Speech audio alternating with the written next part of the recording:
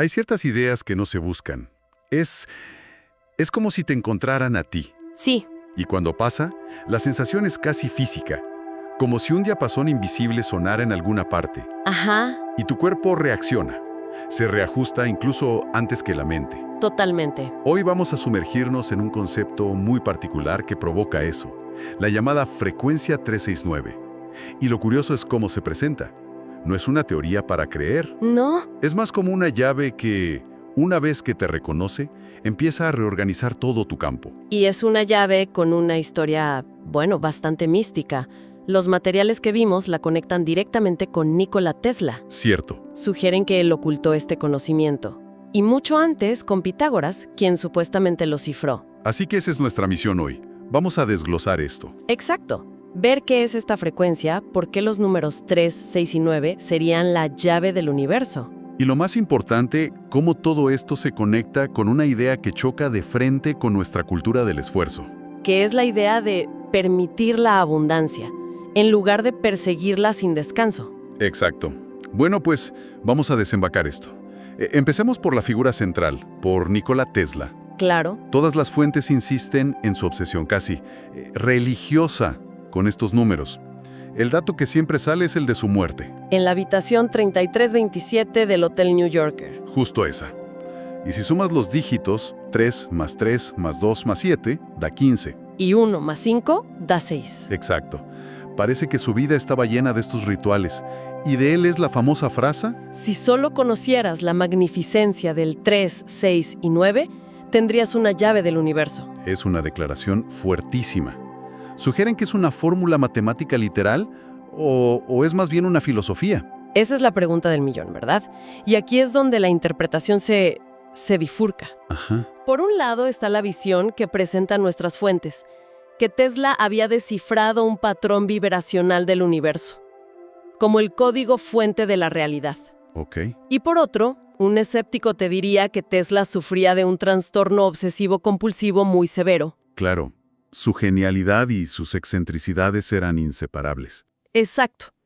Pero lo fascinante es cómo estas ideas toman esa excentricidad y construyen un sistema metafísico. No la descartan como una patología. Sino que la ven como evidencia de que estaba en sintonía con algo más profundo. Justo eso. Y esta reinterpretación no empieza con él. Se traza una línea hasta la escuela secreta de Pitágoras en Crotona. Hace 2500 años se habla del Tetractis, esa figura triangular sagrada que, bueno, representaba la estructura matemática del cosmos. Y que revelar ese conocimiento estaba prohibido bajo pena de muerte. Sí, pero la razón de ese secretismo es la clave. No era por acaparar poder, era por el supuesto peligro del conocimiento en sí mismo. ¿Peligro? ¿En qué sentido? La creencia era que estos patrones numéricos no se aprenden con el intelecto, Ok. sino que se activan dentro de la conciencia de una persona. Y al activarse, la realidad de esa persona, pues, colapsa, Colapsa. para reconfigurarse en una nueva. Imagina que tu sistema operativo se reinicia con una nueva versión. No es añadir un dato, es una transformación radical. Entiendo. Por eso era peligroso. No estabas preparado para manejar la nueva realidad. Exactamente. Y la mecánica de esa transformación, según se explica, está en el rol de cada número. Ajá. El 3 es el impulso, la chispa creativa. El 6 es el equilibrio, la armonía que organiza esa energía. Y el 9 es la culminación. Cierra el circuito y devuelve la energía al origen, pero amplificada. Es un ciclo completo de manifestación. Sí, Es un encuadre muy deliberado. Al llamarlo geometría en acción en lugar de magia, se le busca dar una pátina de legitimidad. de ciencia, de orden. Eso es, intenta mover la idea de lo esotérico a una ley universal predecible como la física. El concepto de fondo es la resonancia. La analogía del diapasón. Exacto. Al vibrar en esta frecuencia maestra, supuestamente, el universo deja de ofrecer resistencia. Dejas de nadar contra la corriente porque te alineas con ella. Y si todo se basa en resonancia, en dejar de nadar contra la corriente, eso implica que la forma en que aprendimos a conseguir las cosas Luchando, persiguiendo, esforzándonos al máximo. podría ser fundamentalmente incorrecta. ¿Qué se dice sobre esto? Y aquí es donde la cosa se pone de cabeza, ¿no? Porque plantea una paradoja que va en contra de toda la ética del trabajo que conocemos. A ver, La idea es que cuanto más persigues algo, dinero, reconocimiento, amor, más se aleja. ¿Por qué? El argumento es que el acto mismo de perseguir emite una señal de carencia. Es un grito energético al universo que dice, no tengo esto, me falta. Y como el universo responde a tu estado vibracional. Te da más de lo que ya eres, carencia. Es una píldora difícil de tragar, ¿eh? La ambición y el esfuerzo no son los motores del progreso. Parece que se traza una línea muy fina entre el esfuerzo enfocado y la persecución desesperada. ¿Y cómo se distingue una de la otra, en la práctica? Esa es la sutileza. La distinción que se propone vuelve a Tesla y su corriente alterna. Ajá. Él no forzaba la electricidad a martillazos en una dirección. Esa es la corriente continua, ineficiente. Cierto. Rural, en ciclos. El esfuerzo enfocado sería como construir la central y los cables. Creas la estructura para que la energía fluya. Exacto. La persecución desesperada sería intentar empujar los electrones uno por uno. Uno es permitir, el otro es forzar. De acuerdo, esa analogía ayuda mucho. Y aquí es donde las ideas se vuelven todavía más extrañas. Se pone cuántico el asunto. Totalmente. Se introduce el concepto de causalidad retroactiva. Uf.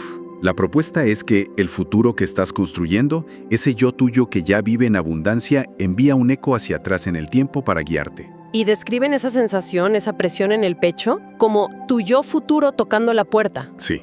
Y es crucial ser precisos aquí. Se intenta anclar esta idea en la física cuántica, ¿no? Mencionan los experimentos de elección retardada de John Wheeler. Exacto. Ahora, en física, esos experimentos demuestran fenómenos alucinantes a nivel de partículas. Una medición que haces ahora puede determinar el estado pasado de una partícula. Es un hecho comprobado y desconcertante. Totalmente. Lo que estas fuentes hacen es tomar este principio subatómico y aplicarlo como una metáfora a la experiencia humana. Es un salto conceptual enorme, hay que decirlo. Entendido.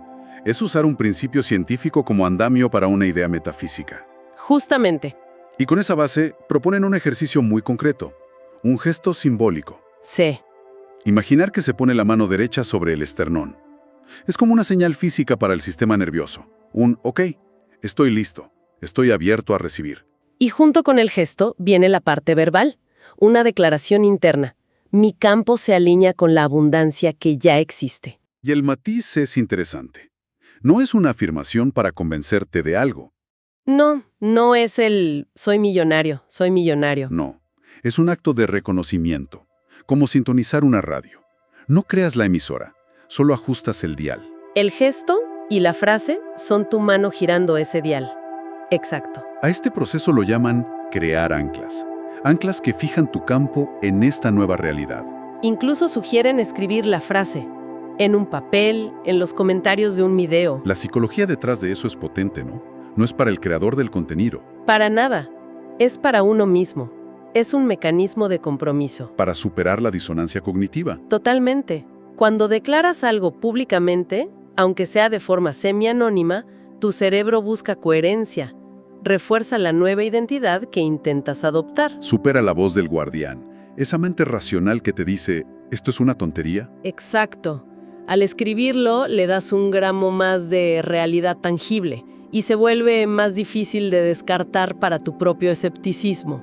Y la supuesta prueba de que esta sintonización funciona es cuando los números 3, 6 y 9 empiezan a aparecer por todas partes. En el reloj, en matrículas de coches, en recibos. Pero aquí hacen una distinción importante. No son señales del universo. No, los describen como ecos de tu propia coherencia interna. Es un cambio de perspectiva. De lo externo a lo interno, sí. La interpretación no es el universo me manda un mensaje, sino mi campo se estabilizó en una nueva frecuencia y el mundo exterior, que es un espejo, me lo está reflejando. Es un sistema de feedback. Ajá. Claro, la explicación alternativa es el sesgo de confirmación. Buscas algo y lo ves en todas partes. Ambas explicaciones son válidas desde su propio marco. La que elijas ya depende de tu visión del mundo. Y esto nos lleva a la parte más introspectiva, quizás la más incómoda. Sí. Se plantea una pregunta muy directa. ¿Y si la escasez no es un problema externo, sino una lealtad interna? Uf. Y si, a un nivel muy profundo, nos aferramos a la falta porque nos da una identidad, la del luchador, la del superviviente. Eso va al núcleo de la psicología de la identidad. Es lo que se conoce como beneficio secundario. Explica eso un poco más. A veces, una situación negativa persiste porque nos da algo que valoramos, aunque sea inconscientemente. La identidad de alguien que lucha puede ser dolorosa, pero también es familiar. Te da una historia que contar. Genera empatía. Aceptar la abundancia desde esta perspectiva es aterrador. Te obliga a soltar esa identidad y preguntarte, ¿y si ya no tengo que luchar? ¿Quién soy ahora? Es un vacío existencial. Y la propuesta para superarlo es entender la identidad no como algo fijo, Sino como un patrón de frecuencia. Un bucle de pensamientos y emociones que puede ser interrumpido con lo que llaman una decisión limpia. una decisión limpia. ¿Qué significa eso? Que no hay negociación. No es, voy a intentar ser más abundante. Es un corte radical con el patrón anterior. Y se describe como un cambio físico real. Físico. Sí. Al alinear la polaridad del sistema nervioso, de la lucha y huida a la calma y recepción, el campo magnético que emite el cuerpo, principalmente desde el corazón, cambia su firma. Eso es lo que la física podría llamar acoplamiento resonante. O lo que las tradiciones antiguas llamaban ley de correspondencia. Como es adentro, es afuera. El nombre cambia, pero el mecanismo es el mismo. Esto redefine por completo la idea de una crisis, ¿no? Totalmente. Se usa una analogía muy potente, la del agua convirtiéndose en vapor. Ajá. Justo antes de que el agua hierva, las moléculas se agitan caóticamente. El orden anterior se rompe por completo. Ese caos no es un error.